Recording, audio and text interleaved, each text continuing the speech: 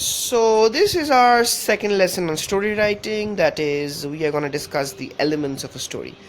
So before you actually go into elements of a story, you need to understand something. Remember when you had learned chemistry possibly, then you had learned that the smallest unit into which any chemical can be broken down into is known as an element. So like chemicals, even stories have elements in them, and every story needs to have all of these elements in order for you to either get marks or it to be a very good story. So what are these elements? We are going to look through one by one. So elements of a story, because an author and his work should have chemistry, and every chemical thing needs elements. Okay, so the first and like one of the most important elements is the theme of a story. So what's the theme of a story? The theme is basically the central idea of the story. Okay, themes are expressed in one word usually. That is, themes are not sentences. Okay, for instance, romantic stories or thrillers or spy stories or horror stories. Now a theme doesn't describe the plot, it just describes the type of story. Okay, so that's the theme. Now remember that your story should have a central theme. Okay, obviously there may be multiple themes, as in case of some really good novels. However, try to keep it simple first, and since this is your first lesson possibly towards good story writing, so I would suggest that you have a singular theme story. In that way it'll be more simple. Now the next thing, and again very important, is the setting. So what is the setting? Broadly speaking, the setting is where your story is taking place, where and when, but the setting also has a lot to do with the plot and also how the story is. Now you can look up this story which goes by the name Dusk.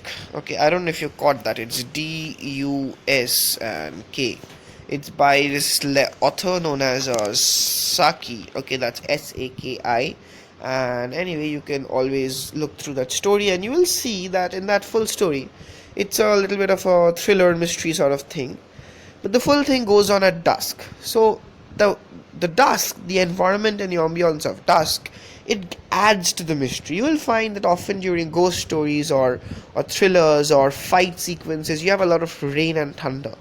So that is because that is there to add to the feeling. So please remember that whatever story you're writing, your setting should be in conformity to that. Okay, so if you're writing a really romantic novel, then maybe your setting should be at a hillside or a beach. But if you're writing a ghost story, then it should be at an empty house or an empty street, something like that. Okay, now the role of colors and objects. What do I mean when I say colors and objects?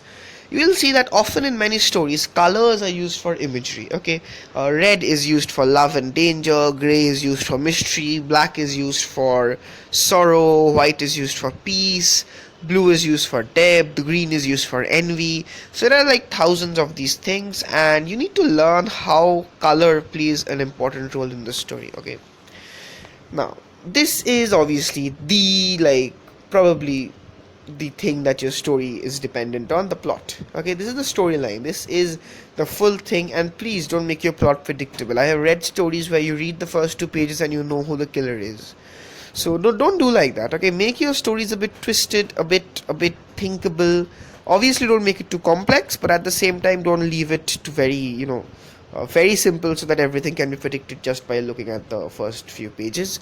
So also there are ways to create your plot, things to keep in mind. We shall discuss them in the upcoming lessons, but for now, moving on, the next thing that you have is character development. So if you have read books, then you will find that there are no characters that just appear out of nowhere. Okay, they are not bubbles like your image shows here. They are human beings or dogs or whatever, and when you're creating a character, it needs to have a backstory. Okay, that is how they were formed, who they are, what do they do, how do they look, everything needs to be there. Okay, and there needs to be consistency in them. You can't have like a very polite man in the first chapter becoming very rude in the second, and again becoming polite in the third. Unless and until you're writing about a psychopath, it won't work, babe. Okay, so they need to have a backstory, and you need to properly explain from where your character came into existence. Okay, because without your characters having a proper backstory, it gets very mysterious for the readers. Next thing that you have is binding. Okay, often you will find that a story or a movie with a very good plot doesn't really add up to the feeling of a good movie or a book. Why?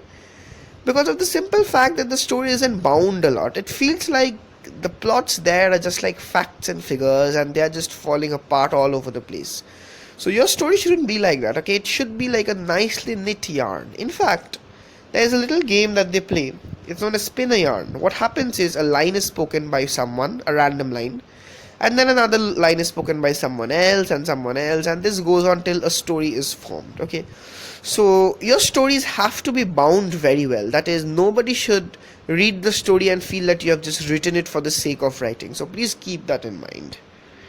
The next thing is consistency, okay? Now remember that a story may have a good climax, but remember that the theme of a story can never be opposite.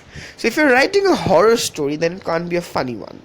So in this case, when I was actually making this lesson, a friend beside me asked me that, then what about The Canterville Ghost by Oscar Wilde? It's a horror story and it is very funny. And I told him something that's written actually here, that please learn the difference between a horror story and a ghost story. In a horror story, you're supposed to feel scared, and in a ghost story, there's supposed to be a ghost. There's a difference between the two. So please remember that, don't make opposite themes. If you have something like love, don't insert, horror over there. Action and love sometimes go well hand in hand, but please, whatever you do, justify stuff and be consistent with your writing. That is like primarily important. Also, dialogues. Now, remember that your story cannot be in indirect speech, because characters have to speak. Whatever story you read, there has to be at least one line that is spoken in the direct speech. You know why? Because it is needed for a story. It is like one of the most important elements of a story, and you have to do this. So dialogues is very important. The next thing that is important is, and obviously this is the last thing, that is the proper ending of a story. Now, what happens is, I've seen in a lot of cases, people who are ending a story, what they tend to do is that they forget that the story was supposed to, what it was supposed to be like, and they just wrote, right? Well, and in the end, I woke up from a very bad dream and everything was okay. Now, please don't do that. Yes, if you're writing stuff about a psychopathic dreamer, then maybe he can have recurring dreams, but the ending of your story should never have these words that you woke up from a dream. You know why? Because it just completely messes up the title, the plot, whatever you're doing. Instead of becoming a story, it becomes like a dream story, and nobody's interested in knowing that. So whenever you're writing a story, it is very important to know how you will end. So there are two things that you need to keep in mind primarily for the ending. Firstly, there has to be a proper conclusion, okay, for both the reader and the characters of your story. That is, you just cannot afford to leave your characters in the dust, okay? They need to have some proper ending. They need to either go somewhere, die, or live. If live, then how. Remember that your story will ask a lot of questions in the end, throughout the story. And the ending of your story should be able to answer these questions with a lot of good ability and efficiency. And in case you don't want to make your story satisfying to its readers, the ending, what I would sometimes suggest is making it thought-provoking. That is, in a lot of places you will see stories where you are not really understanding the ending, what happened in the end, or maybe the ending is like, it's floating out there. You really don't know that what really happened. For instance, if you have seen Inception, then you will see that in the end the spinning top goes around and you have no idea that whether it's the reality or the dream. And that is basically the whole point of a story, right? You really can't do that. Your ending needs to be either thought-provoking, which is for advanced writers. But if you're a simple writer, first timer, then I would definitely say that keep it satisfying. Okay, even happily ever after is acceptable, but I woke up from a bad dream is absolutely a no-no. So with that, we end our lesson on elements of stories. So we are gonna start creating a plot very soon in our next lesson. And till then, we hope you start writing and also reading books, storybooks.